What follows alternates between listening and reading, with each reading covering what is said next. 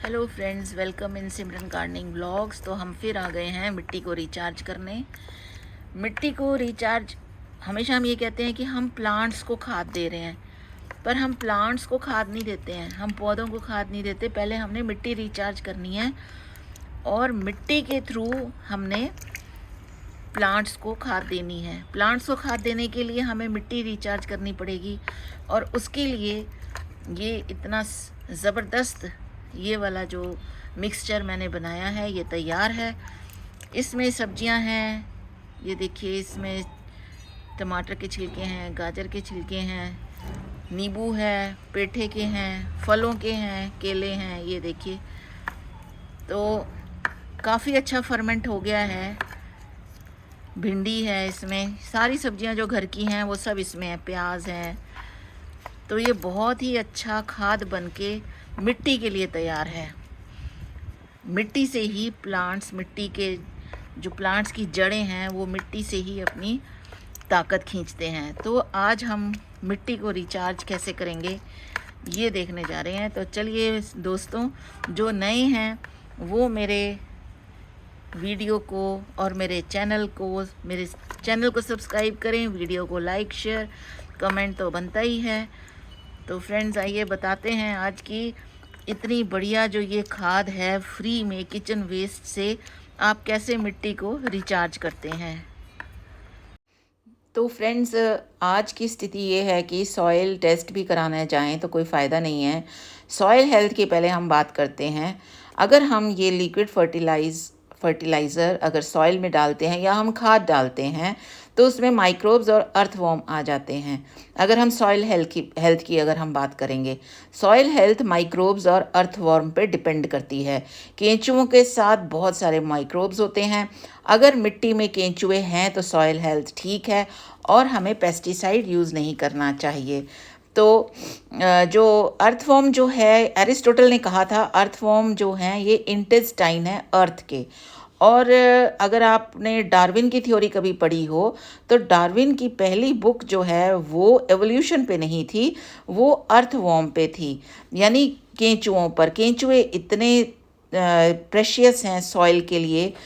आप कभी देखते भी होंगे कि आपके गमलों की मिट्टी के ऊपर बूंदी बूंदी जैसी कुछ बनी होती है, या अगर जिनके पास लॉन है तो लॉन में भी आप देखते होंगे गोल गोल गोल बूंदी जैसी कुछ कुछ मिट्टी के ऊपर आ जाते हैं। तो वो होते हैं केंचुए के वेस्ट प्रोडक्ट्स। अगर वो आपको मिट्टी में दिख रहे हैं, इट मीन्स कि आपके यहाँ पर सॉइल हेल्थ अच्छी है और केंचुए हैं। तो केंचुओं के लिए ही सॉइल को हमें केंचुए पनपने के लिए, माइक्रोब्स को पनपने के लिए हमें ये लिक्विड जो फर्टिलाइज़र है ये जब हम देंगे तो लिक्विड फर्टिलाइज़र के पीछे पीछे माइक्रोब्स और अर्थवॉर्म सभी आते हैं। और केंचुओं की कैटेगरीज होती हैं मेनली 3। लिक्विड फर्टिलाइज़र बनाने से पहले हम ये देख लें कि केंचुए 3 कैटेगरीज के पाए जाते हैं। जियो केंचुए होते हैं जो कि ऊपरी लेयर पर होते हैं। दूसरे होते हैं एनिसिक अर्थवॉर्म, ये अर्थवॉर्म होते हैं सेकंड लेयर पर, यानी बीच की लेयर। तीसरे होते हैं एंडोजियो जो थर्ड लेयर पर सबसे नीचे होते हैं। तो सबसे नीचे वाले केंचुए जो हैं वो बहुत उम्दा काम करते हैं। जब हम लिक्विड फर्टिलाइज़र हम अपने मिट्टी में डालते हैं तो मिट्टी में सीधे ये जो माइक्रोब समेत ये वाला जो पानी है लिक्विड फर्टिलाइज़र, ये सीधा थर्ड लेयर में जाता है। और अगर हम कंपोस्ट डालते हैं तो उसके लिए हमें मिट्टी उतल पुतल करनी पड़ती है। तो इसलिए लिक्विड फर्टिलाइज़र जो है ये बहुत बेस्ट इम्पॉर्टेंट मानी जाती है सॉइल रिचार्ज के लिए। रेस्टोरेंट का अगर हम एग्जांपल लें इसमें, वैसे ही गार्डन में रेस्टोरेंट का अगर मैं एग्जांपल दूं आपको, तो 3 लोग होते हैं। जब आप रेस्टोरेंट जाएंगे तो 3 लोग आपके आगे आएंगे। एक आएगा टेबल साफ करेगा, वो कुछ बात नहीं करेगा। दूसरा खाना पूछ कर जाएगा लेकिन वो बनाता नहीं है।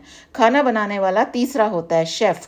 तो इसी तरह से जो तीसरा अर्थवॉर्म जो मैंने आपको बताया थर्ड लेयर पर होता है, वो सॉइल के लिए खाना बनाते हैं। फर्स्ट लेयर पर होते हैं अर्थवॉर्म, सेकंड पे होते हैं एनिसिक अर्थवॉर्म और थर्ड पे होते हैं एंडी अर्थवॉर्म, तो वो सॉइल के लिए खाना बनाते हैं। तो हमें सॉइल के लिए खाना बनाना है, तो इसके लिए तभी तो आपको पता होगा ना कि खड्डा खोद के या गड्ढा खोद के हम ये सब्जियों के छिलके डालते हैं। जब भी हम ज़मीन में कंपोस्ट बनाते हैं तो हम खड्डा खोद के ज़मीन में काफ़ी अंदर गहरा खड्डा खोद के ये कंपोस्ट, ये छिलके जो सब्जियों के छिलके हैं और पत्ते हैं, ये सब हम डालते हैं। तो अब मेरे पास ये देखिए कंपोस्ट भी तैयार हो गई है, लिक्विड फर्टिलाइज़र भी तैयार हो गया है।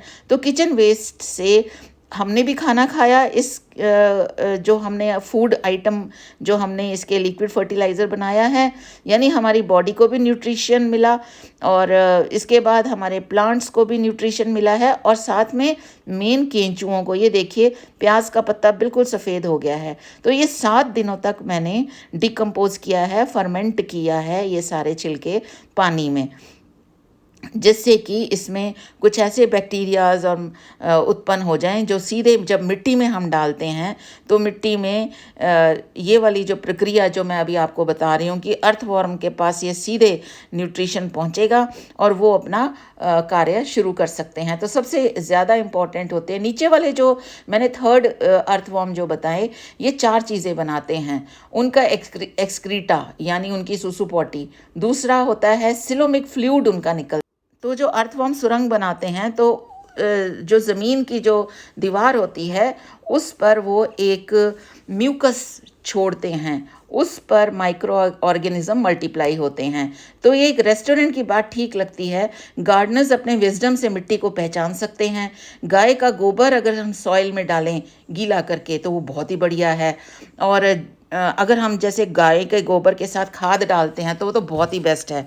अब ये देखिए माली भैया बीच में आ गए और वो कुछ ये वाले हाइब्रिड वाले पोटुलाका लाए थे, तो उनका दिल करता है कि नया नया कोई चीज़ करूं मैं, तो फिर मैं भी उनको नहीं कहती, मैंने उनको पैसे दे दिए थे और ये 6 हाइब्रिड वाले पोटुलाका वो ले आए और बस उन्होंने फिर काम किया और चले गए। ये पोटुलाका के हाइब्रिड वाले प्लांट्स लगाए और यहाँ पर मेरे बहुत ही अच्छे इस बार कनेर के फ्लावरिंग बहुत अच्छी हो रही है, गुच्छों में हो रही है भर भर के।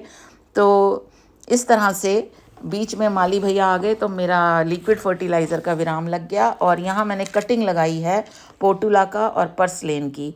ये मैं आज सुबह से ही काम में लगी हुई थी। तो वापस आते हैं हम अपने लिक्विड फर्टिलाइज़र पर। अब इस लिक्विड फर्टिलाइज़र को डाइल्यूट करना है, ऐसे यूज़ नहीं करना क्योंकि ये काफ़ी गाढ़ा तरल पदार्थ मेरे पास बन गया है। अगर ऐसे हम इसको यूज़ करेंगे तो ये पौधों मिट्टी के लिए तो है ही नुकसानदेह, पौधों के लिए भी नुकसानदेह है और इसके अलावा जो भी माइक्रोब्स हैं उसके लिए भी ये नुकसानदेह हैं। तो इसलिए इसको हम डाइल्यूट करेंगे पानी में। तो ये मैंने 2 बाल्टियाँ ली हैं, एक में मैंने प्लेन वाटर लिया है, दूसरे में मेरे पास लिक्विड फर्टिलाइज़र है। मैं दोनों को ही धीरे धीरे मिक्स करके 2 मेरी बकेट्स ये बन जाएंगी। आज तो बस पार्टी है सॉइल की, केंचुओं की और प्लांट्स की तो बस आज पार्टी होने वाली है सॉइल की। सॉइल रिचार्ज होएगा, सॉइल रिचार्ज होएगी तो प्लांट्स की जड़ें मजबूत होएंगी और ये सीधा खाना जड़ों के थ्रू प्लांट्स के अंदर स्टेम में और लीव्स में और फ्लावर्स में, और अगर फ्रूटिंग वाले आपके पास प्लांट्स हैं तो फ्रूट्स में, तो फूल फल सब जल्दी आते हैं अगर इस तरह की लिक्विड फर्टिलाइज़र आप मिट्टी के लिए इस्तेमाल करते हैं। सॉइल जो है, ये सॉइल का भी अपना ही इकोसिस्टम होता है, सॉइल का अपना ही फूड वेब होता है।